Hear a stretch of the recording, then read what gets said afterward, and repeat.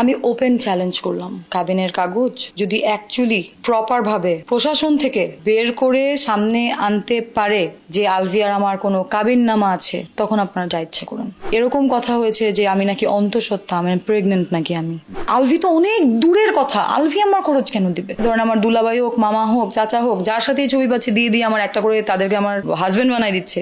আমার বোনের বাচ্চার সাথে ছবি নিয়ে তারা ভাইরাল করে দিছে যে এটা নাকি আমার বাচ্চা। যদি তারা আমার ফ্যামিলিকে হ্যারাস করে তাহলে তারাও এক ধরনের ক্রিমিনালেই পরিণত হবে। ও সবই জানতো, ও আলভির পুরা জীবনের এই 14 বছরের সব হিস্ট্রিও জানতো। বা ইকরা ধরেন আমার চুলের মুঠি ধরে বললো যে আমার জামার সাথে তুই কাজ করবি না। আমি আমার ইহ জীবনে কারো কাছ থেকে দামি দামি গিফট নেই নাই। কেউ বলছে আইন বিশ্বাস করি না, আমাদেরকে দে, আমাদের সামনে না ছাইরা দে, ওরে এই করব, ওরে সেই করব। আমাকে নিয়ে তো সবাই বলছেই। আমার তো আর ঢাকার এখন আমি আর কি ঢাকবো, আমার বলছে কাদের কি এমন ছিল যেটা হাইড করতে হয়েছে দেখে ওর ফেসবুকটা এরকম চলে গেল।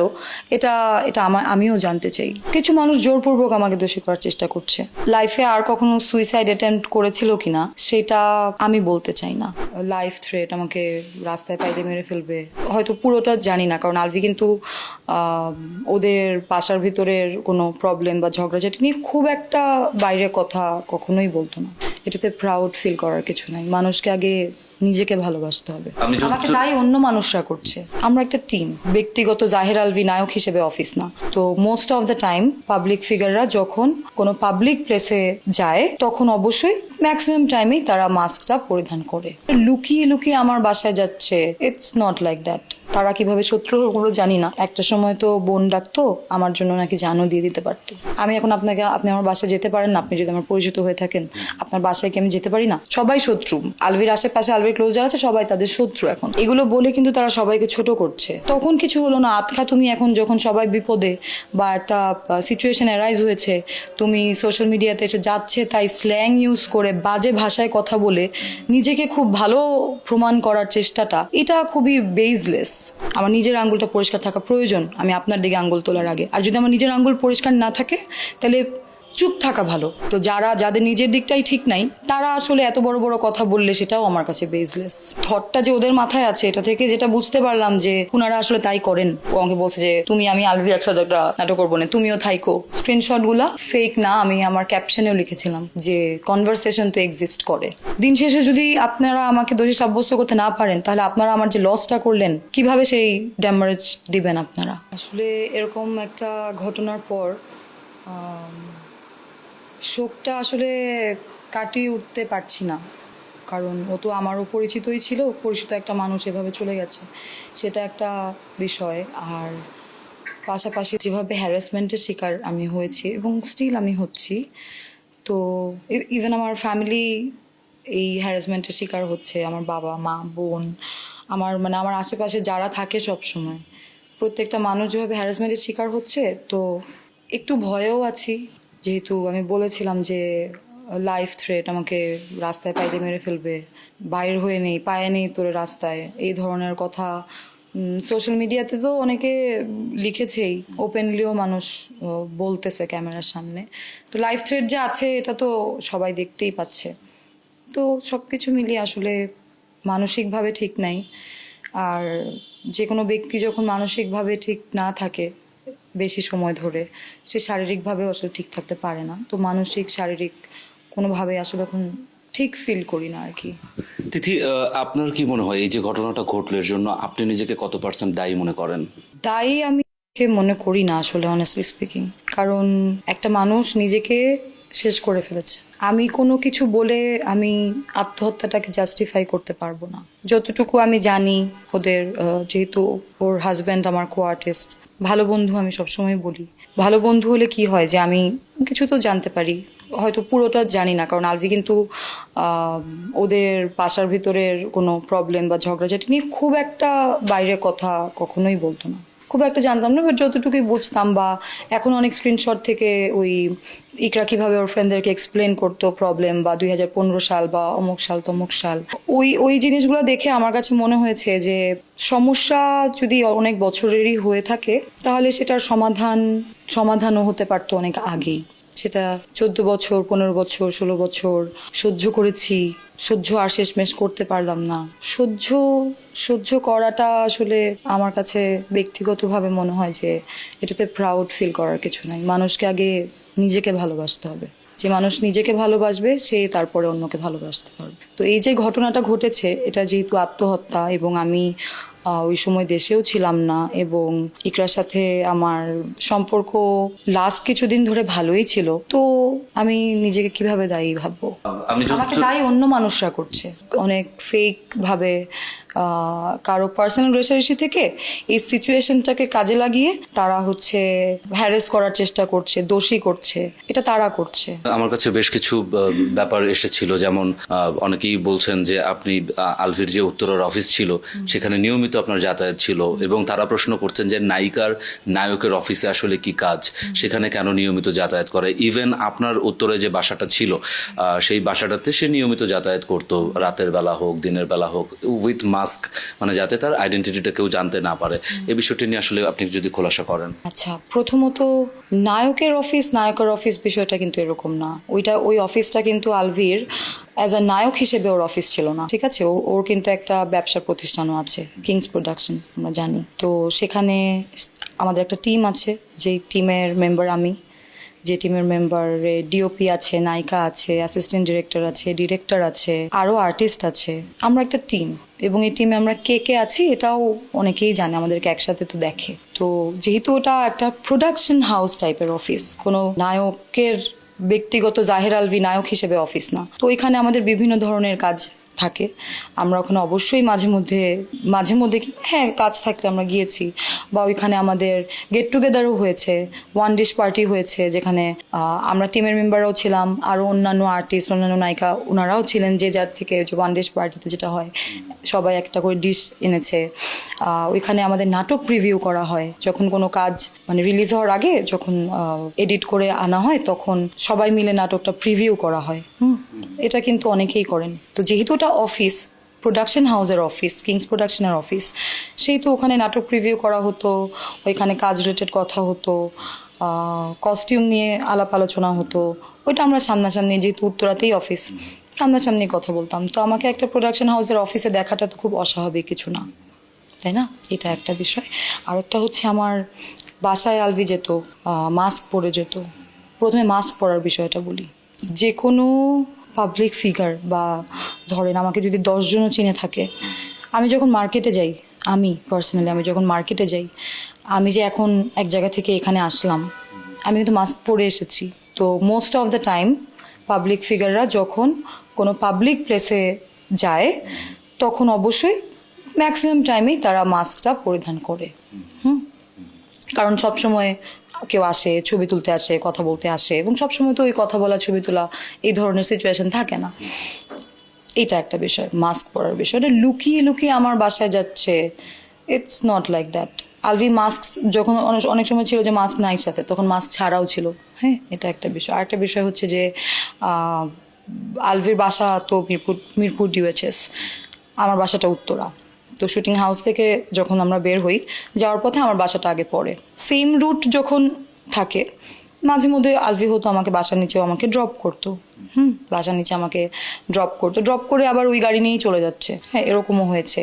আবার এরকমও হয়েছে যে হ্যাঁ আমার বাসায় আলভি উঠেছে, এবং শুধু আলভি তো না, আমাদের টিমের যে বাকি মেম্বাররা তারাও আমার বাসায় গিয়েছে। আমরা সবাই একসাথে ডিনার করেছি, একসাথে আড্ডা দিয়েছি। এটাও তো আসলে ইন্ডাস্ট্রিতে নতুন কিছু না।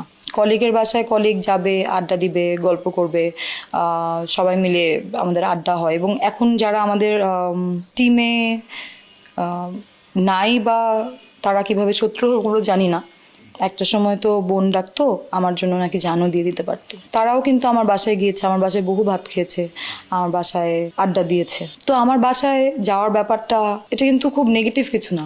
আমরা অন্যান্য সেলিব্রিটিদেরকেও দেখি যে তাদের বাসায় ইনভিটেশন, বা বাকিরা যাচ্ছে, বন্ধু বান্ধবরা যাচ্ছে। তো বন্ধু বান্ধব বাসায় যেতে পারে না? আমি এখন আপনি আমার বাসায় যেতে পারেন না, আপনি যদি আমার পরিচিত হয়ে থাকেন, আপনার বাসায় কি আমি যেতে পারি না?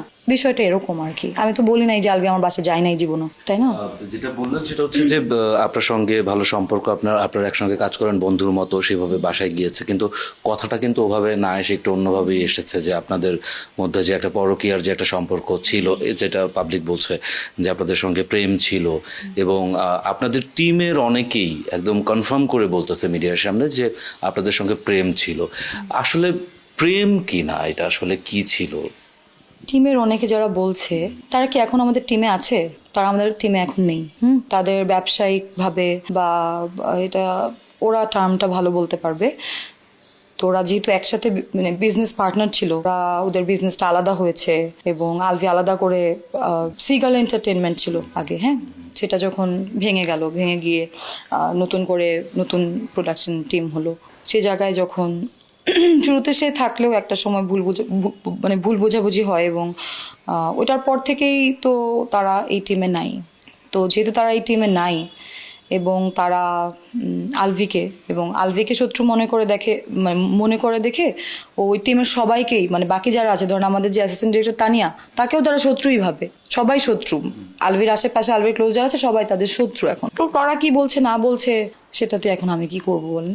আপনি খেয়াল করেছেন কিনা যে আপনাকে এবং আলভিকে জড়িয়ে একটা কথা মানসী প্রকৃতি নামে একজন অভিনেত্রী তিনি বলছিলেন যে তার কোনো একটা শুটিং সেটে গিয়ে, আদিবাসী মিজানের একটা শুটিং সেটে গিয়ে আপনারা জাস্ট শুটিং সেটে ঢুকেই আপনারা একটা রুমের মধ্যে চলে যান এবং বেশ লম্বা সময় ধরে সেখানেই থাকেন, বা শুটিংয়ের গ্যাপে গ্যাপে আপনারা রুমে চলে যান, দরজা লক করে রাখেন, আরও অনেকভাবেই সে কথাগুলো বলেছে। সো এই ব্যাপারটা আসলে কতটুকু সত্য? বা প্রথমত আমি বলবো, এই ধরনের কথা বলে তারা আমাদের যে ইন্ডাস্ট্রি, আমাদের যে অ্যাক্টর, অ্যাক্ট্রেস, ডিরেক্টর যারা যারা শুটিংয়ে থাকে, এগুলো বলে কিন্তু তারা সবাইকে ছোট করছে।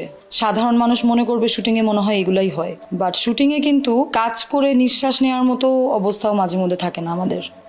একটু পরপর গেট বন্ধ করার মতো সিচুয়েশন শুটিংয়ে থাকে না। যেহেতু এটা ক্লেম করেছে, তো এটা তো তার হাজব্যান্ডের শুটিং, তার হাজব্যান্ড তো ডিরেক্টর ছিলেন, তখন তারা কিছু বলেনি কেন? এখন তারা কেন বলছে? এটার কি লজিক? তোমার যদি কিছু মনে হয় যে এটা তো রং, তুমি তো ওই সময় তুমি ভয়েস রেজ করবা, কিছু না কিছু তো একটা হবে। তখন কিছু হলো না, আতখা তুমি এখন যখন সবাই বিপদে বা একটা সিচুয়েশন অ্যারাইজ হয়েছে, তুমি সোশ্যাল মিডিয়াতে এসে যাচ্ছে তাই স্ল্যাং ইউজ করে বাজে ভাষায় কথা বলে নিজেকে খুব ভালো প্রমাণ করার চেষ্টাটা, এটা খুবই বেসলেস। আসলে এইভাবে কথা আমি শুরু থেকেই বলতে চাইনি, বাট আমাকে আসলে মানে সিচুয়েশনগুলো এমন যে আমাকে বলতে হয়। আমি আপনার দিকে আঙ্গুল তোলার আগে আমার নিজের আঙ্গুলটা পরিষ্কার থাকতে হবে, আমার নিজের আঙ্গুলটা পরিষ্কার থাকা প্রয়োজন আমি আপনার দিকে আঙ্গুল তোলার আগে। আর যদি আমার নিজের আঙ্গুল পরিষ্কার না থাকে তাহলে চুপ থাকা ভালো। আর মিথ্যা কথা বা যা ইচ্ছা তা, যা মন চাচ্ছে তা, মানে যেভাবে দোষী করা যায় সবভাবে তুমি কথা বলবা, দিস ইজ ভেরি রং। আমরা কিন্তু সবার সম্পর্কে, ওনাদের সম্পর্কেও কিন্তু আমরা অনেক কিছু দেখেছি, ওইটা কিন্তু আমাদেরকে খুঁটায় খুঁটায় বের করতে হয় নাই, ওটা ওনারাই সোশ্যাল মিডিয়ায় লাইভে এসে ছবি দিয়ে ওগুলোর স্ক্রিনশট, মানে ভিডিও, ওগুলো কিন্তু সবাই দেখেছে এবং স্টিল ওগুলো এক্সিস্ট করে। অন্যকে বলার আগে আমার মনে হয় নিজের দিকে তাকানোটা খুব জরুরি। তো যাদের নিজের দিকটাই ঠিক নাই তারা আসলে এত বড় বড় কথা বললে সেটাও আমার কাছে বেসলেস। কিছু স্ক্রিনশট পোস্ট করেছিলেন অভিনেতা জাহের আলভির স্ত্রীর সঙ্গে, প্রয়াত স্ত্রীর সঙ্গে। সেই স্ক্রিনশটগুলো অনেকেই বলছে যে সেগুলো সত্য না, ফেক, আবার অনেকেই বলছে যে এগুলো আপনি এবং জাহের আলভি দুজনে মিলে চ্যাটিং করে এগুলো বানিয়েছেন। স্ক্রিনশটগুলোর ব্যাপারে একটু জানতে চাই, যেগুলো কতটুকু সত্যি, কতটুকু ঠিকঠাক। প্রথমত এই যে দুইজন মিলে চ্যাট করে এটা বানানো যায়, বা এরকম এই থটটা যে ওদের মাথায় আছে, এটা থেকে যেটা বুঝতে পারলাম যে ওনারা আসলে তাই করেন, হ্যাঁ। এবং I can prove screenshot fake হতে পারে। এখন যদি আমি আপনাকে আমার ফোন বের করে আমি দেখাই, এটা তো আমার ফোন, এটা তো ফেসবুক মেসেঞ্জার, হ্যাঁ।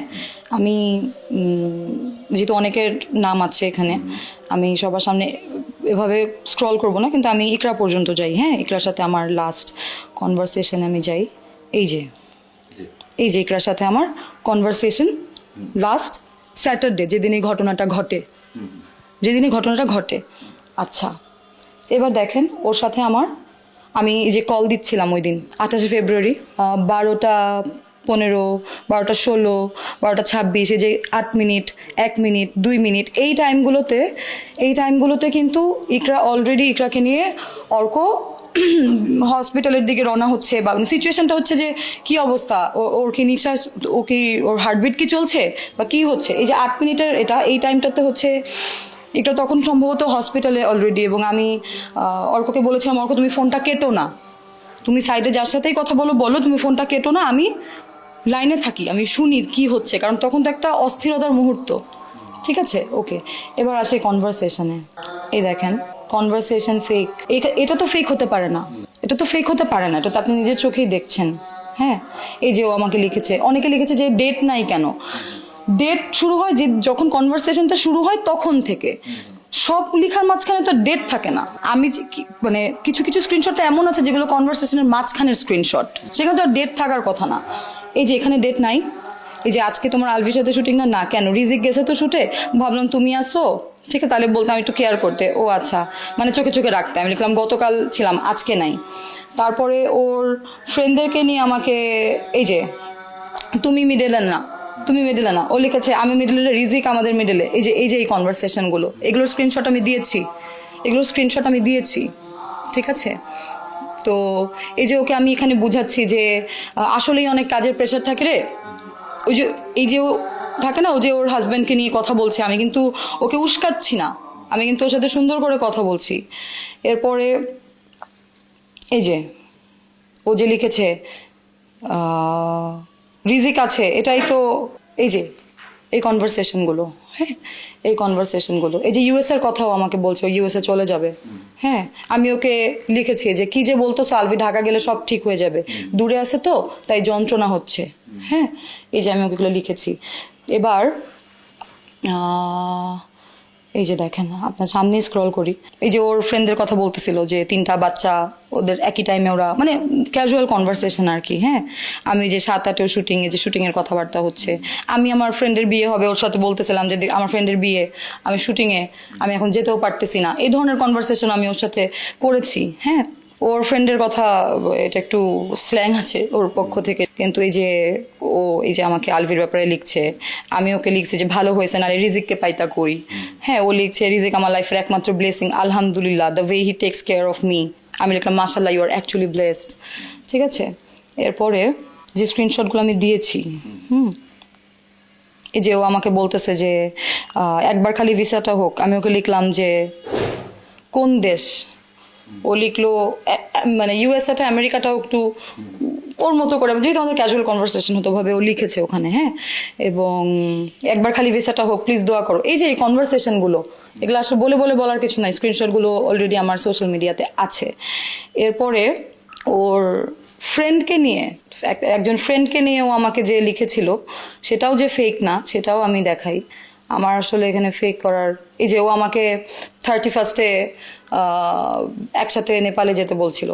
হ্যাঁ, যে চলো তুমি আর আমি নেপাল যাই, এলওডি ছাড়া কিছু ভাবতে পারতেছি না। আমিও বলতেছি যে আমার বেস্ট ফ্রেন্ড চলে যাবে, মনে হয় না হবে।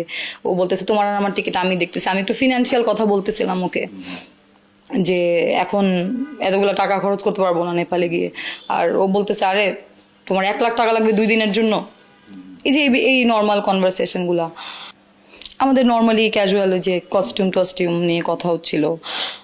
তারপরে এই যে ও নিজে লিখেছে, দেখেন যে ও লিখেছে আদিবাসী মিজান ডিরেক্টর নাম দিয়ে লিখেছিল, এখানে স্ক্রিনশটটা অ্যাভেলেবেল আছে। আমি ওকে লিখছি যে রিজিককে শুটিংয়ে দিয়ে যায় ও দরকার পড়লে, তুমি কাজ করো। এই জিনিসগুলো ওর সাথে আমি কথা বলতেছিলাম। ও একবার আমাকে এটাও লিখছিল যে ওকে আলভি একবার বলছিল যে ওকে নিয়ে নাটক বানাবে, অনেক আগে একটা নাটক ওকে করাবে। ও আমাকে বলছে যে তুমি আমি আলভি একসাথে একটা নাটক করবো না, তুমিও থাইকো ওইখানে, যদিও আমার অ্যাক্টিং দেখে তুমি বমি করে দিতে পারো। মানে এরকম কনভারসেশন ওর সাথে আমার হয়েছে। এখানে কিছু স্ল্যাং আছে, আমি দেখাবো না। ওর বান্ধবীর থার্সডে নাইট টাইট ওরা করবে, এগুলো নিয়ে কথা হচ্ছিল। এই দেখেন, আমি ওকে লিখতেছিলাম যে আমার ফ্রেন্ডরা চলে যাবে, মানে আমার এক ফ্রেন্ড চলে যাবে, কেউ অমুক দেশে কেউ তমুক দেশে, ও বলতেছিল ও চলে যাবে। তারপরে এই যে আমি ওকে লিখছি যে মাঝে মধ্যে দেশে এসে আমার সাথে দেখা করে যাওয়া, পাগলাগারোর থেকে বেশি দিনের বাকি নেই আমার ওখানে যাইতে। ও লিখছে ওর ফ্রেন্ডদের নাম দিয়ে লিখছে, তৃষাকে নিয়ে, তারপর দেখা যাচ্ছে নাম বলবো না, এই যে এখানে লেখা আছে ওর ফ্রেন্ডদেরকে নিয়ে ও সাপ বলে সম্বোধন করেছে। ঠিক আছে, আমি ওকে বলছি যে তোমার না একটা নতুন ফ্রেন্ড আছে, ওর আরেকটা ফ্রেন্ড আছে যার সাথে আমার একবার দেখা হয়েছিল, আলভির গত বছরের বার্থডেতে তার কথা আমি জিজ্ঞেস করলাম।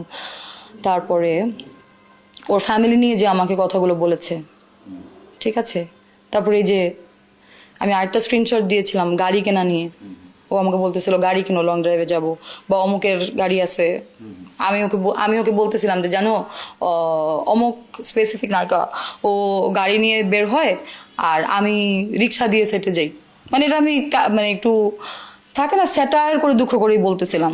ও এটা নিয়ে আমার সাথে কথা বলছে। তো যাই হোক, সবগুলো দেখানোর তো আসলে কিছু নাই। যদি প্রশাসন দেখতে চায়, আমার মাই ফোন ইজ ওপেন, দেখতে পারবে যে ওর সাথে আমার কেমন কনভারসেশন হইতো। এবং এরকমও আছে যে ও আমার সাথে মানে অনেক আগে একবার হয়েছে যে হঠাৎ করে ও আমার সাথে ট্রিগারি কথা বলা শুরু করতো। হ্যাঁ, অনেক আগে একবার এরকম হচ্ছে, ট্রিগারি কথা বলতো। আবার ও একটা টাইম পরে আমার সাথে স্বাভাবিকভাবে কথা বলতো।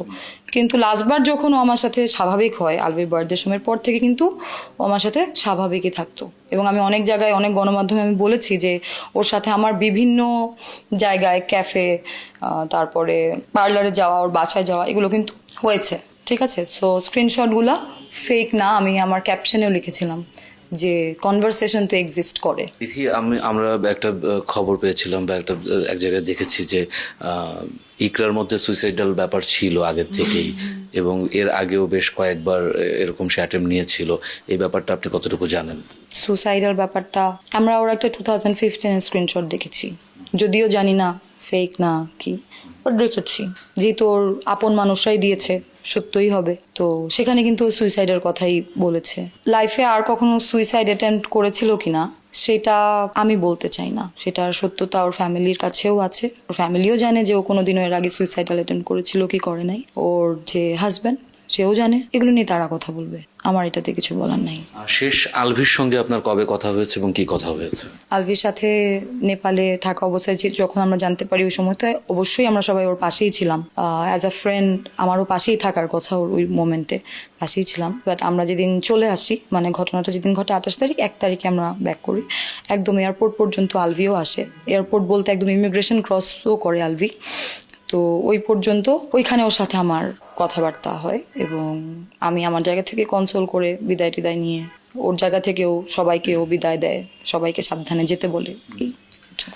আমরা এই ইকরার আত্মহত্যার ঠিক কয়েকদিনের মধ্যে দেখলাম ওর ফেসবুক আইডি ডিএক্টিভ হয়ে গেল বা ডিলিট হয়ে গেল, এবং অনেকেই মনে করছে যে ইটস আ প্ল্যান এবং এই প্ল্যানটা হচ্ছে আপনি এবং আলভি মিলেই করছেন। এটা আসলে কি বলবেন আপনি? আমিও জানতে চাই আসলে ওর ফেসবুকটা ডিসেবল না deactivate what ever it is, সেটা কেন হয়েছে, সেটা কারা করেছে, এটা আমিও জানতে চাই। সো আমার দিক থেকে এটা হয় নাই, এটা আমি জানি, এটা আমি খুব কনফিডেন্টের সাথে বলতে পারি। এবং আরেকটা বিষয় বলি, আমার কিন্তু ডিরেক্টলি খুব কম মানুষের সাথে পরিচয়। আমি যদি একদম অনেস্টলি বলি, আমার একদম ডিরেক্ট কোনো এই ধরনের কাজ যারা করে তাদের সাথে আমার আসলে পরিচয়ও নাই ওভাবে।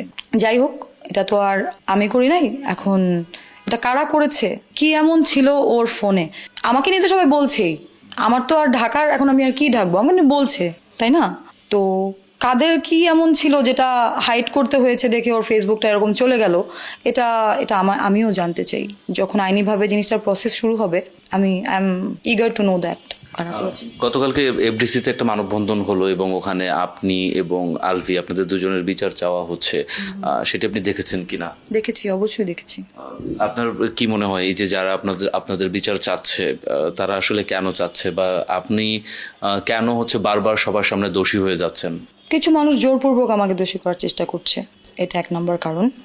আর মানববন্ধনের ব্যাপারে যেটা আমি বলতে চাই সেটা হচ্ছে যে কেউ বলছে আইনের উপর আস্থা আছে, একই জায়গা থেকে কেউ বলছে আইনের উপরে তাদের আস্থা আছে, কেউ বলছে আইন বিশ্বাস করি না, আমাদেরকে দে, আমাদের সামনে না ছাইরা দে, ওরে এই করব, ওরে সেই করব।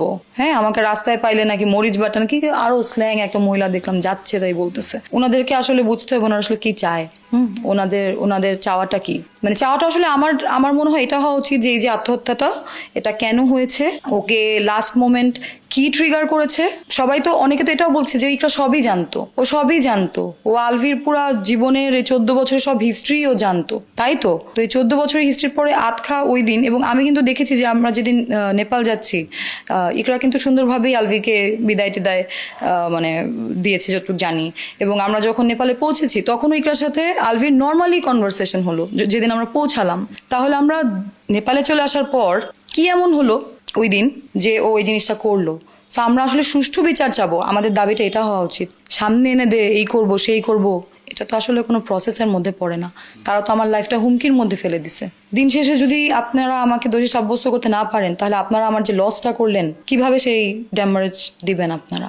অনেক দিক দিয়ে আপনাকে হুমকি দেওয়া হচ্ছে, আপনার পরিবারকে হুমকি দেওয়া হচ্ছে। এই মাধ্যমটা আসলে কি শুধু ফোন কল, মেসেজেস, না সামনাসামনি আপনার পরিবারের লোকজন যখন বাইরে বেরোচ্ছে তখন এসে হুমকি দিয়ে যাচ্ছে? বা এরা কারা আসলে, কারা এই হুমকিগুলো দিচ্ছে? আমার ফেসবুক, ইনস্টাগ্রামও আমি ডিঅ্যাক্টিভেট করে দিয়েছিলাম, ওটা আমি এখন অ্যাক্টিভ করি নাই। মেসেজেস দিয়ে মানে একদম বাজে মেসেজেস দিয়ে একদম ভরে গেছে, সেটাও আমি দেখাতে পারবো মেসেজ রিকোয়েস্টে গেলে, কারণ সবাই তো আমার ফ্রেন্ড লিস্টে তো আর এত মানুষ নেই, আমি দেখাতে পারবো। এবং আমার বোনের মেসেজে, আমার বোনের পোস্টের কমেন্টে, আমার বাবার পোস্টের কমেন্টে, আমার মার পোস্টের কমেন্ট, আমার মাকে মেসেজেস, এবং আমার আইডি থেকে খুঁজে খুঁজে যারা আমার ক্লোজ এদের সবাইকে টার্গেট করে করে সবাইকে এই ধরনের আজে বাজে নোংরা কথা তারা লিখছে। ইভেন তারা, আচ্ছা আমার একটা কথা ভাইয়া, ধরেন যদি আমি দোষীও হই, তাহলে দোষীটা তো আমি, আমার ফ্যামিলি তো না।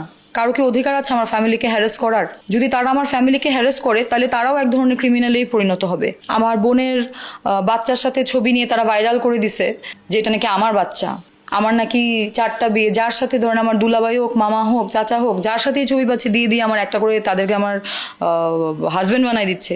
Is it normal? This is not normal. একটা মানুষকে এইভাবে হ্যারাস করার রাইট কারো নাই। দেশে আইন আছে, আইন বিচার করবে। তুমি একটা ইনফ্লুয়েন্সার বা অথবা তুমি একটা ব্র্যান্ড প্রমোটার, তুমি হ্যারাস করতে পারো না, তুমি হ্যারাস করতে পারো না। তুমি বাকি তোমার কাজ তুমি অবশ্যই ভালো করে করবা, কিন্তু তুমি হ্যারাস করতে পারো না। তো আমরা অনেকবার শুনেছি আপনার 4টা বিয়ে ছিল এবং আপনার সন্তান ছিল। এই ব্যাপারটা আজকে বোধহয় একটু ক্লিয়ার করা উচিত যে কয়টা আসলে বিয়ে ছিল। একটাই ছিল, যেটা কখনোই হিডেন ছিল না। সোশ্যাল মিডিয়াতে যখন আমার বিয়ের ছোট্ট করে একটা অনুষ্ঠান করা হয়, সেই অনুষ্ঠানের ভিডিও, ছবি, হ্যাঁ, এগুলো সব কিছুই সোশ্যাল মিডিয়াতে সব সময়ই ছিল।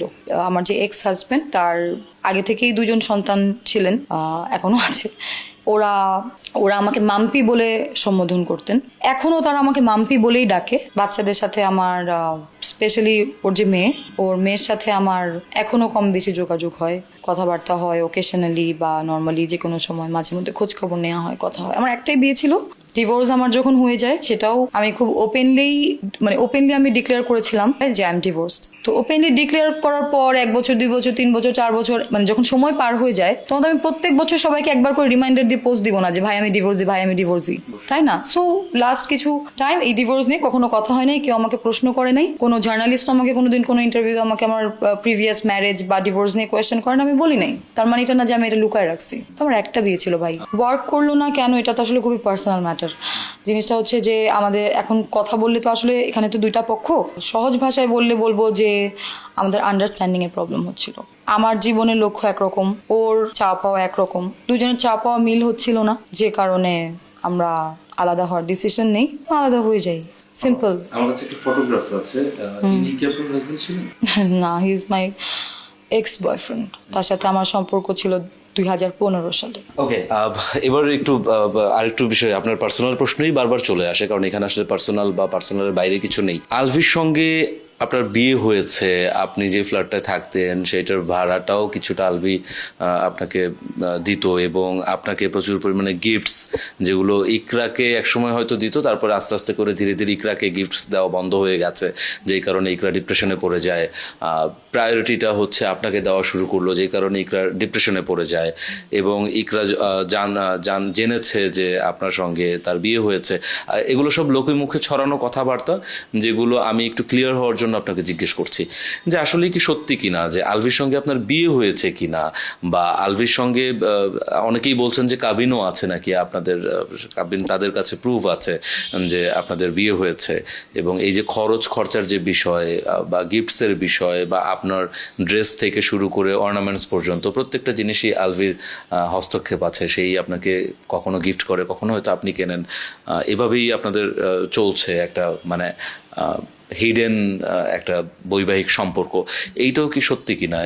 আমি ওপেন চ্যালেঞ্জ করলাম, কাবিনের কাগজ যদি অ্যাকচুয়ালি প্রপার ভাবে প্রশাসন থেকে, ফালতু ওই ফেসবুকে অমক পেজ তমক পেজ একটা কাবিন বানায় দিল সেটা না, প্রশাসন থেকে যদি বের করে সামনে আনতে পারে যে আলভিয়ার আমার কোনো কাবিন নামা আছে, তখন আপনারা যা ইচ্ছা করুন। এরকম কথা হয়েছে যে আমি নাকি অন্তঃসত্ত্বা, আমি প্রেগনেন্ট নাকি আমি, সেটার তো মেডিকেলি প্রুফ করার অপশন আছে নাকি? আছে তো। যদি মেডিকেলি প্রুফ করতে না পারেন তখন কি হবে? এই যে আমার নামে যে এত বড় একটা অ্যালিগেশন দেয়া হলো যে আমি বিয়ে করেছি, আমি প্রেগনেন্ট, এটা শুনে ইকরা মরে গেছে, এটা যে এত বড় একটা অ্যালিগেশন যে আমাকে দেয়া হলো, এটা যদি আপনারা প্রুফ করতে না পারেন, তাহলে আমার যে ড্যামেজ করেছেন, আমার যে ক্ষতিটা করেছেন মানসিকভাবে, শারীরিকভাবে, সবভাবে আপনারা আমার যে ড্যামেজ করেছেন, সেটার ভরপাই কিভাবে দিবেন? প্রুফ করুক। আমি ওপেন চ্যালেঞ্জ করলাম, প্রমাণ করুক আমি প্রেগনেন্ট ছিলাম বা আছি বা ছিলাম, বা বিগত এত বছরে কোনো সময় আমি প্রেগনেন্ট হয়েছি, মেডিকেলি প্রুফ করা সম্ভব, করুক। বিয়ের কাগজ আনুক, প্রুফ করুক, মুখে বললেই হবে যা তাই। এইটা একটা বিষয়, আমি এই বিষয়ে আমি ওপেন চ্যালেঞ্জ করলাম। আরেকটা বিষয় হচ্ছে, আমার বাড়িওয়ালাকে তো আমি আমার অ্যাকাউন্ট থেকে টাকা পাঠাই, এটা আমি বলতে পারবো। কিন্তু এখন এটা আমি বললে অনেকে বলবে আপনার অ্যাকাউন্টে তাহলে আলবি পাঠাইছে, বলতেই পারে, যার যা মন চায় এখন বলার যুগ, বলতেছে। কিন্তু আমার ব্যক্তিগত জীবনের কোনো খরচ আমি কিন্তু আমার বাবার থেকেও নেই না।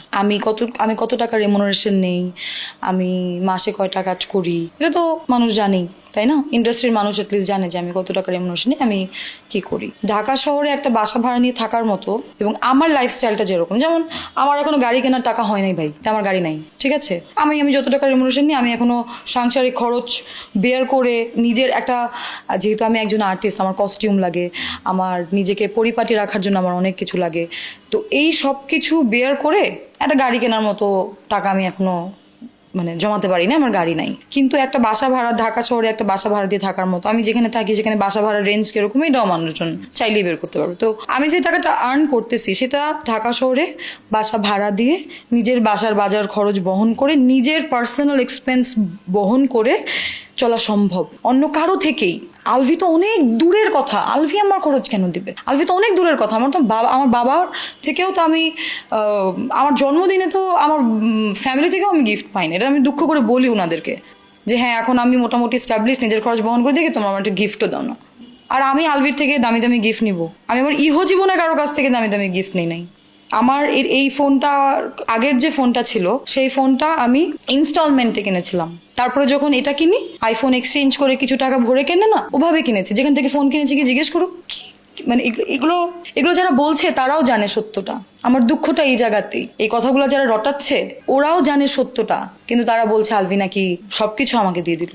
ইকরাকে আগে যা দিত ওগুলো এখন ইকরাকে দেওয়া বন্ধ করে আমাকে দিয়ে দিল। এখানেও একটা কথা আছে, ইকরাকে দেওয়া বন্ধ করে দিয়ে দিল, বন্ধ করে দিল মানে, আলভির জন্মদিন ছিল 22শে ফেব্রুয়ারি, আমরা সবাই দেখেছি ইকরা একটা পোস্ট করেছিল আলভিকে উইশ করে, সেটার ক্যাপশনটা যদি আপনি পড়েন, আমি তো আসলে সারাক্ষণ এগুলো নিয়ে এত ড্যামেজ, আর সারাক্ষণ আমার ব্রেন এত অ্যাক্টিভ এখন এগুলো নিয়ে, তো হঠাৎ করে আমার মাথায় এটা আসছে যে ওই যে ওর যে ক্যাপশন, ওইখানে কিন্তু ও মেনশন করেছে, অনেক কিছু লিখেছে, যে ওদের লন্ডন ট্রিপের কথা, ওদের বিভিন্ন মেমোরির কথা, নেপালে কতবার গিয়েছে, নেপালের রাস্তায় হাঁটার কথা, ওদের একসাথে হাসার কথা, সবকিছু কিন্তু লিখেছে। এবং ওটা কিন্তু আমরা দেখেছিও, ওদের ইন্টারন্যাশনাল ট্রিপ বা ওদের ঘুরতে যাওয়া, ফ্যামিলিকে সময় দেওয়া। আমরা যারা এই প্রফেশনে থাকি, আমিও আমার বাবা মাকে সময় দিতে পারি না। সময় দিতে হলে আমাকে বিভিন্ন অকেশনে বা একটু লম্বা যে গ্যাপটা থাকে, ওই গ্যাপের টাইমে কোনো কিছু একটা প্ল্যান করে আমার ফ্যামিলি বা ফ্রেন্ডসদেরকে আমার সময় দিতে হয়। এটা সবার ক্ষেত্রেই। আমি রাত্রে 3টায় বাসায় যখন ফিরি, এটা আমার প্রফেশনের কারণে ফিরি। আমাকে আলভি ভাই কোনো কিছুই দেয় নাই, ওর সাথে আমি কাজ করেছি, নিজের টাকা আমি নিজে আর্ন করেছি, ঢাকা শহরে ওভাবেই চলেছি। আমি যে মেকআপ প্রোডাক্টস ইউজ করি বা আমি স্কিন কেয়ার ইউজ করি, এবং অন্য কারো সাথে, অন্য কোনো সমসাময়িক নায়িকার সঙ্গে যদি আপনি আমার ওই ইয়াটা, বা নায়িকা কেন বলবো, অনেকেই আছে বাংলাদেশে, যত মেয়ে আছে অনেকে দেখবেন যে শুধু নায়িকা না, স্কিন কেয়ার মেকআপ সবাই ইউজ করে। এই আমাদের মানববন্ধনের আপুরাও মেকআপ করা ছিল, ওনারাও ইউজ করে, সবাই ইউজ করে। তো আমার যে প্রোডাক্টগুলো আমি ইউজ করি, সেগুলো কিন্তু হাই এন্ড প্রোডাক্ট না। একটা ফাউন্ডেশন কিন্তু আমি 20,000 টাকা 10,000 টাকা দিয়ে কিনি না। আবার আমি যে একদম লোকাল কিনি তাও না। আমি আমার সামর্থ্য অনুযায়ী যেই জিনিসটা একটু মোটামুটি মিডিয়াম রেঞ্জের যেগুলো, আমি সেগুলো ইউজ করি। আমাকে যদি অন্য কেউ প্রোভাইড করতো, আপনি লজিক্যালি চিন্তা করে দেখেন, আমাকে যদি অন্য কেউ প্রোভাইড করতো, তাহলে তো আমার ওই জায়গাগুলো আরও ল্যাভিশ হতো না? কই, সেটা তো না।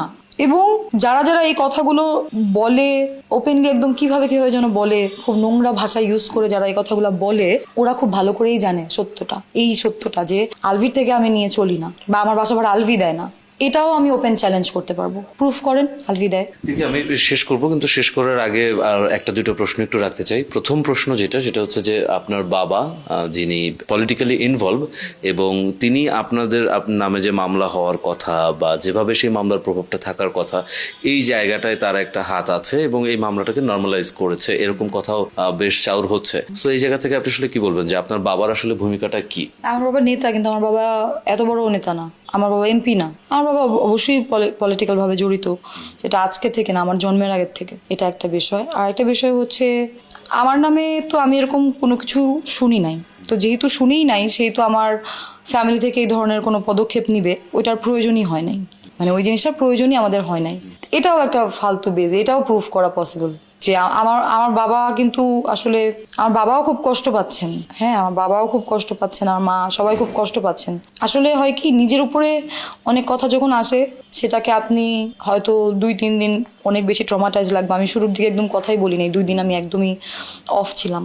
তারপরে আপনার কাছে মনে হবে যে আচ্ছা না, আই হ্যাভ টু টক, আমি তো দোষী না, তাহলে আমি কেন, আমি তো কাউকে গিয়ে মেরে ফেলি নাই, বা আত্মহত্যা করার জন্য আমি তো কাউকে তো প্রভোক করি নাই। তো যেহেতু আমি করি নাই, তাহলে আই হ্যাভ টু স্পিক। যারা যারা ভুল কথা বলছে, যারা যারা ইকরা যে ওর ফ্রেন্ডদের সঙ্গে ওভার শেয়ার করতো বা শেয়ার করতো, হোয়াট এভার ইট ইজ, ওগুলো যে আসলে ইকরার পার্সপেক্টিভ। আপনি আমাকে নিয়ে বাইরে কি বলছেন, এটা তো ভাই আপনার পার্সপেক্টিভ, আপনার ভাবনা। ও ওভার থিঙ্কিং ইস্যুস থেকে আমার যে কোনো কিছু, আমি কোনো কিছু পোস্ট করে, আমি এটাই স্ক্রিনশট দেখে আমাকে যেটাই মনে হয়েছে যে আমি যাই করতাম ওর কাছে হয়তো ও হয়তো ওটা নিজের গায়ে নিয়ে নিত, কিন্তু আবার সেটা আমাকে বুঝতে দিত না। তা আমি তো, আমার তো কোনো আধ্যাত্মিক শক্তি নাই যে আমি এটা বুঝে ফেলবো। ও তো আমার সাথে নর্মালি কথা বলছে, ও তো ওর প্রিভিয়াস বিহেভিয়ারের জন্য আমাকে সরি বলেছে। আর যেহেতু ওর হাজবেন্ড আমার ফ্রেন্ড, আমার কো আর্টিস্ট, আমি তো ওর সাথে খারাপ ব্যবহার কন্টিনিউয়াস করতে থাকবো না, আমি ওর সাথে নর্মাল হবো, এটাই স্বাভাবিক। আবার অনেকে এটাও বলছে, এই জিনিসটা ক্লিয়ার করি, অনেকে এটা বলছে যে আপনি যদি এত বুঝতেনই তাহলে আপনি সরে আসলেন না কেন। এটা আমার পেশা, এটা আমার কাজ। আলভির সাথে আমার একটা স্ট্যাবলিশ জুটি ক্রিয়েট হয়ে গেছে, যেহেতু এটা একটা স্ট্যাবলিশ জুটি, এবং আমাদের এখন মানুষ যতই গালি দেখ, কয়েকদিন আগেও মানুষজন কমেন্ট করতো আপনাদের জুটিটা খুব ভালো লাগে, আপনাদের নাটকটা খুব ভালো লাগে, একটা দর্শক জনপ্রিয়তা ছিল এই জুটিটার। স্বাভাবিকভাবেই আমি, যেহেতু এটা আমার ক্যারিয়ারের ব্যাপার, আমি কাজ খুব ম্যাসিভ কোনো প্রবলেম, বা ডিরেক্টলি আলভি এসে আমাকে বললো যে দিদি তোমার সাথে কাজ করতে পারবো না, বা ইকরা ধরেন আমার চুলের মুঠি ধরে বললো যে আমার জামাইয়ের সাথে তুই কাজ করবি না, এই ধরনের কোনো কিছু না হলে আমি চেষ্টা করব স্বাভাবিকভাবে যে না, আমার কাজটা সুন্দরভাবেই চলুক। ওইটা ওদের ব্যক্তিগত ব্যাপার। আমি আগেও শুনেছি ইকরা এরকম সন্দেহ করে বিভিন্ন সময়, এই তিথি যখন ওদের জীবনে এক্সিস্ট করতো না তখনও করতো, বা ওদের মধ্যে অনেক ঘটনা আছে, এটা ওরা ভালো বলতে পারবে, যেগুলো আমার ইকরার মুখেই শোনা। আলভির মুখে কিন্তু কম শোনা, আমার ইকরার মুখেই বেশি শোনা। তো অনেক ঘটনা আছে, অনেক কিছুই আছে। তো ভাবতাম যে এটা ওরা ওদেরটা হ্যান্ডেল করবে, আমার সাথে যেহেতু স্বাভাবিকভাবে ইকরা কথা বলছে, তাহলে আমি কেন কাজ বন্ধ করবো, আমি আমার কাজ করে যাচ্ছি। কখনো কি এরকম হয়েছে যে আপনাকে ইকরা বলেছে যে আপনি আলভির সঙ্গে কাজ করতে পারবেন না, বা আলভি কখনো আপনাকে এটা বলেছে কিনা যে আপনার সঙ্গে কাজ করাতে ওর সংসারে ঝামেলা হচ্ছে? না, আলভি আমাকে কখনো ডিরেক্টলি এরকম কোনো কথা বলে নাই। ইকরা আমাকে এরকম বলে নাই যে, ওই যে অনেক কয়েক বছর আগে আর কি, তখন বললাম না একটা সিন ক্রিয়েট হয়েছে ওদের মধ্যে, মনে হয় কোনো একটা ঝগড়াঝাটি বা কিছু একটা হয়েছিল, যেটার পরে হয়তো মানে ঝগড়া হলে হয় কি, এক টপিক 2 টপিক, অনেক বছর আগের টপিকও ড্র্যাগ হয়ে যায়, কিন্তু তো হয়তো এরকম কিছু হয়েছিল, ওখানে আমি উপস্থিত ছিলাম না। But all of a sudden Iqra আমাকে ফোন করে যাচ্ছে তাই বলা শুরু করে, একদম স্ল্যাং ইউজ করে বাজে কথা বলা শুরু করে। আমিও খুব রেগে যাই, সত্যি কথা যেটা, মানে উইয়ার্ড না ব্যাপারটা, একটা মানুষ আমাকে ফোন দিই কেন ভাই। এবং আমি ওকে এভাবেও বলছিলাম যে এটা আরো 2-3 বছর আগের, এক্সাক্ট টাইমটা বলতে পারবো না, বেশ অনেক আগের। আমি ওকে বলছিলাম যে তুমি তোমার জামাইকে নিয়ে যদি তোমার এত ইনসিকিউরিটি থাকে, তাহলে তোমার জামাইকে তুমি নায়ক হইতে দিছো কেন।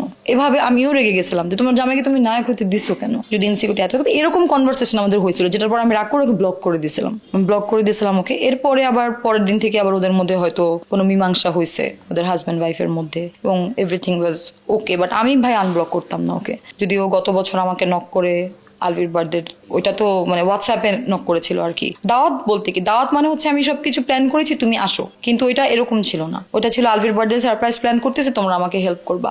গ্রুপ করার পরে আচ্ছা কোথায় করা যায়, উত্তরায় আমরা একসাথে রেস্টুরেন্ট খুঁজেছি যে কোথায় করা যায়, আমি আর ইকরা না, শুধু আরো যারা যারা ছিল সবাই মিলে, এরকম ছিল আর কি ব্যাপারটা। এবং লাস্টে যেটা হয়, আমার জন্মদিনের একদিন আগে হয়তো হঠাৎ করে ইকরা আমাকে, ওর সাথে কিন্তু গুড টার্মে আমি, হঠাৎ করে ও আমাকে অনেক বাজে বাজে কথা বলে। এটাতে যেটা হয় যে স্বাভাবিকভাবে আমি ওর মানে আমি সর্বোচ্চ চেষ্টা করছি ইগনোর করার। এখন আমি ওর হাজব্যান্ডের সাথে নেপালে শুটিংয়ে, আমি ওখানে কি করব? আর ও এরকম যে করে বা ওর যে বিষয়টা আছে এটা আমি মানে জানতাম যে আচ্ছা ওর মাথা খারাপ হয়ে গেলে ও যাচ্ছে তা বলা শুরু করে। তো আমি চেষ্টা করতাম ইগনোর করার, তো আমি ওই দিনও তাই করেছি, ওকে ইগনোর করেছি, কথা বলি নাই। আর ওদের হাজব্যান্ড ওয়াইফের মধ্যে কি নিয়ে কথা হয়েছে, কি নিয়ে ঝগড়া হয়েছে, এই বিষয়গুলো ভাইয়া আমার জানা নাই। হ্যাঁ, আর বার্থডে সেলিব্রেশন নিয়ে ও মরে যাবে, এটাও খুবই অদ্ভুত কথা। নেপালে আমরা যাব, যে শুটিংয়ে যাব, এটা একটু অনেক আগে থেকেই জানতো। ওর যদি বাধা দেওয়ার হতো, বাধা দিতে পারতো। আমি একদম শেষ একটা প্রশ্ন করতে চাই, এরপর আর কোনো প্রশ্ন নেই। সেটি হচ্ছে যে এই যে ইকরা আত্মহত্যা করলেন, আপনি খুব ক্লোজ ইকরার সঙ্গে, আপনাদের সঙ্গে অনেক কিছু শেয়ার করতেন আপনি, এবং সে আপনার সঙ্গে অনেক কিছু শেয়ার করতো। তো এই যে উনি মারা গেল, আপনি তো পার্সোনালি চেনেন, আপনাদেরও মনে হতো যে না, সে শক্ত একজন নারী, সে কখনো এই ধরনের স্টেপ নিবে না, বাট সামহাউ কি এমন হলো, মানে কেন, আপনার আসলে কি মনে হয়? আমি অন্য সবার কথা বাদ দিলাম, আপনার কি মনে হয় যে কেন এই টাইমে উনি আত্মহত্যা করলো? এটার পেছনে কি কারো ট্রিগার করা আছে নাকি অন্য কিছু? এটা অনেকে বলছে না যে, হতে পারে, আমি জানি না, এটা আমার ভাবনা আর কি, যে অনেকে বলছে না যে তিথি আলভি বিয়ে করে ফেলেছে বা তিথি অন্তঃসত্ত্বা এটা জেনে ইকরা মারা গেছে। আমি তো ওপেন চ্যালেঞ্জ করেছি this is a fake news, কিন্তু ওকে এই কথাটা কে বললো? কেউ একজন তোকে, যদি এই কারণে হয়ে থাকে তাহলে কেউ একজনকে কথাটা বলেছে, কে বললো, কারা বললো? তো সেই অ্যাকচুয়ালি তো আসলেই জানি না যে কেন করেছে। আর স্ট্রং বলতে, ওকে যে আমার খুব বেশি স্ট্রং মনে হতো, পার্সোনালি আমি বলি, আমার যে ওকে অনেক বেশি স্ট্রং মনে হতো সেটাও না। আমার কাছে মনে হতো স্ট্রং প্রিটেন্ড করে। ও কিন্তু সুইসাইড অ্যাটেম্প আগেও করেছে বললাম তো। আর স্ট্রং ব্যক্তি সুইসাইড করতে পারে না, যেহেতু ওর ফাইনাল ডেস্টিনেশনটা এটাই ও চুজ করেছে, তাহলে তো ও স্ট্রং আসলে ছিল না। স্ট্রং থাকলে মানুষ এটা করতে পারে না। আর ক্লোজ ছিলাম আমরা, এই কথার উত্তরটা দেই, যেহেতু অনেক কিছু শেয়ার করেছে। অনেক কিছু শেয়ার করলেই মানুষ ক্লোজ হয় না। ও অনেক কথা আমার সাথে শেয়ার করেছে, আমিও সাথে অনেক কথা শেয়ার করেছি, কিন্তু এরকমও অনেক কথা অনেক মানুষের সাথেই একটা মিনিট কানিয়ে ফোটা ধরো, মানে এরকম ওর শেয়ারিং এর স্ক্রিনশট অনেক মানুষই কিন্তু দিচ্ছে। তো এটাতে স্পষ্টই বোঝা যাচ্ছে যে শেয়ার করার জন্য ক্লোজ হতে হবে এমন কোনো বিষয় ছিল না ওর ক্ষেত্রে। ও শেয়ার করতো ওর প্রবলেমস, অনেক মানুষ, কাছের, একটু দূরের, যখন যার সাথে ওর মনে হতো অ্যাপ্রোপ্রিয়েট, যার সাথে যেই কথাটা অ্যাপ্রোপ্রিয়েট, ও তাদের সাথে সেই কথাগুলো শেয়ার করতো। সো এখানে ক্লোজের বিষয় নাই, এটা আমি এখন ফিল করতে পারি আর কি। আমি আমার জায়গাটা যতটুকু ক্লিয়ার করার, যতটুকু বলার আমি বলেছি। এরপরে আসলে আমার সোশ্যাল মিডিয়াতে বা মানুষের ভুল ভাঙানো বা এই বিষয়গুলোতে আমি কতটুকু কি বলবো আমি জানি না। আগেও বলেছি, প্রশাসন যদি আমার সঙ্গে যোগাযোগ করে অবশ্যই আমি আমার স্টেটমেন্ট দিতে রাজি। আমি লুকিয়ে নাই। আমি যেহেতু আমাকে লাইফ থ্রেট দেওয়া হয়েছে, রেপ থ্রেট দেওয়া হয়েছে, সেই জায়গা থেকে আমি একটু সেফ সিকিউরভাবে থাকতে চাবো, বা আমার ফ্যামিলি আমাকে ওভাবেই রাখবে, এটাই স্বাভাবিক। আমিও একটা মেয়ে, আমার ফ্যামিলি আছে, আমার বোনের বাচ্চা আছে। Stop harassing. আর হচ্ছে সোশ্যাল বুলিং যারা করছেন, এটা কিন্তু এক ধরনের সাইবার ক্রাইম। আপনারা যাচ্ছে তাই কোনো সলিড প্রুফ না পেয়ে কেউ কিছু একটা পোস্ট করলে, কেউ কোনো কিছু একটা স্ক্রিনশট দিলেই, কোনো একটা ছবি দিলেই আপনারা যে ওইটাকে বেস করে কন্টেন্ট বানায় ফেলছেন, আপনাদের কাছে মানুষের লাইফের থেকে ফেসবুকে আসা ডলার আর ভিউটা অনেক বেশি ইম্পর্টেন্ট। এই আনহেলদি মেন্টালিটি থেকে বের হওয়া উচিত। মানুষ একটা ইন্টারভিউ দিলে বা কথা বললে তার ভিডিও নিয়ে ব্যঙ্গ করা, এটাও এক ধরনের সাইবার বুলিং। আমি যদি দোষী হয়ে থাকি, আইন আমাকে শাস্তি দিবে। আপনি আমাকে বুলি করার রাইট রাখেন না, আপনি আমাকে বুলি করতে পারেন না, আপনাদের সেই রাইটটা নাই। আপনারা অপরাধীর শাস্তি চেতে পারেন, কিন্তু অন্য কারো মেয়েকে ছোট করতে পারেন না, অন্য কারো সন্তানকে আপনারা ছোট করতে পারেন না। আপনারা এআই দিয়ে আমার ছবি নিয়ে আপনারা যাচ্ছে তাই করতে পারেন না। আপনারাও এক ধরনের ক্রাইমই করছেন।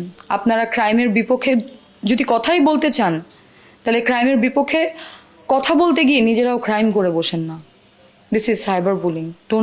Don't do this. আপনারা আমার যে ক্ষতিটা করে ফেলেছেন অলরেডি, আপনারা যদি প্রুফ করতে না পারেন, এই বিয়ে, এই বাচ্চা, আলভি আমার খরচ বহন করে, এগুলো যদি প্রুফ করতে না পারেন, আপনারা যদি মানে ইকরার মৃত্যুর সাথে যে ইকরার মৃত্যুটা কিন্তু আমাদের জন্য শোকের বিষয়। ওই শোকটাই কাটায় উঠতে পারতেছেন আপনারা, যেভাবে হ্যারেস করছেন সেগুলো বন্ধ করে আপনারা সেগুলো বন্ধ করেন আর কি, দ্যাটস ইট। বুলিং করেন না, সাইবার ক্রাইম করেন না। ক্রাইম বন্ধ করার জন্য নিজেদেরও ক্রাইম করতে হবে এমন কোনো কথা নেই। বিচার চান, সুষ্ঠু বিচার চান। অন্য মানুষকেও ওই রাস্তায় এনে দিয়েন না যে আমার ফ্যামিলিকেও রাস্তায় এসে বলতে হোক আমি আমার মেয়ের সুষ্ঠু বিচার চাই, আমি ওই দিনটা দেখতে চাই না। এটাই বলার ছিল আপনাদেরকে।